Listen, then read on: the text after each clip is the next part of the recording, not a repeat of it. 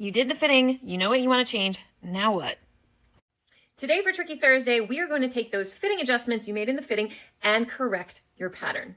If you are new around here, hi, my name is Trisha. I'm the owner of Creative Costume Academy, and it is my pleasure to share my pattern making knowledge with you so that you can learn that it can be easy to learn pattern making, how to do the tips and tricks, and start implementing it right away. And today, on Thursdays, we give a special tip or trick away for Tricky Thursdays.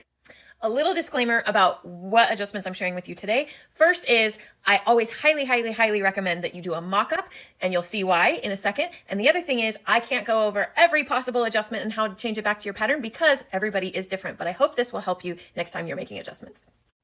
So I did a fitting on little Miss Susie here, her bodice, and we've changed a couple of things. I'll go over what those alterations are. If you're curious on how and why I did make these alterations, I have another video coming up for you where I walk you through the top 3 adjustments you'll make to your bodice. Stay tuned for that. Let's get into making pattern adjustment. First thing that you want to do is mark both sides of your safety pins everywhere you made an adjustment.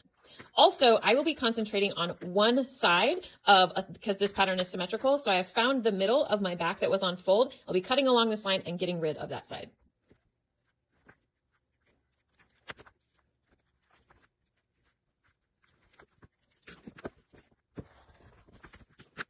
Next thing you want to do after you have your pins marked is take out all of your pins, and you want to clean up those lines that you've drawn with your pins so you know exactly where the changes need to be made.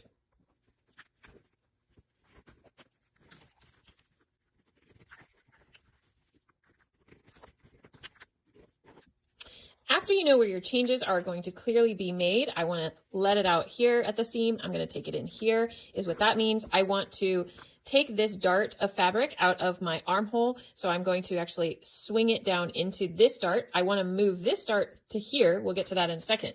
So the next step, after I've made sure all of my steps are clear, is to start cutting my pieces apart. The goal with this next step is to end up with a pattern of what we want this to look like with no seam allowance. So when I'm cutting out my shoulder, instead of just opening this seam, I don't want this seam allowance to be included when I'm finished, so I'm just going to cut it off. Next, because I want where I put the safety pins to be my new seam, I'm going to cut along those seam lines. Starting to get there. The next thing is I still have a dart sewn in this back bodice. So what I'm going to do, instead of opening it up again, I'm going to cut along one side of the dart so that the muslin can lay flat. I did leave some extra seam allowance so I could pin my front closed. So I'm going to cut that off. Now that that is cut off, I want to look at this dart. Now, since I want this dart to end up over here, instead of cutting this dart open, I'm going to cut where I want this line to go. You can see that it's still cupping. It doesn't want to lay flat because that's what darts do. So once I cut this, you'll see what happens. By cutting where I want the dart to go, there is a little bubble here, but you can get that ironed out of the way. You can see that now it lays flat. So now where that dart was is now where I want it to be.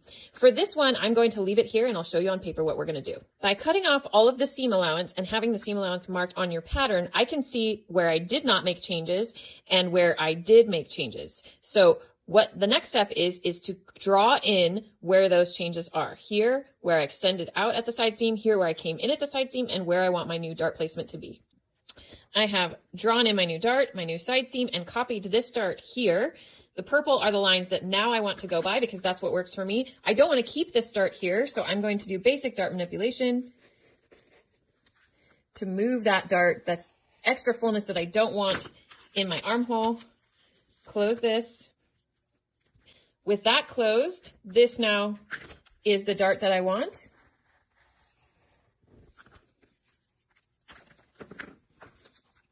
And I can blend and true all of these lines. I did the same thing for the back. Since I didn't move the dart at all, it was only changing this side here.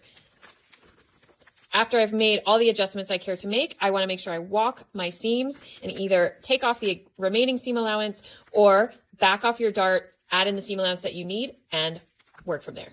By doing a mock-up, cutting it up, and laying it back on your pattern, this is the easiest way that I have found to know what changes need to be made and make them accurately. I hope you found this tip handy and helpful. Make sure to save this post for the next time you are trying to make adjustments back to your pattern. And thank you for watching. I'll see you next time.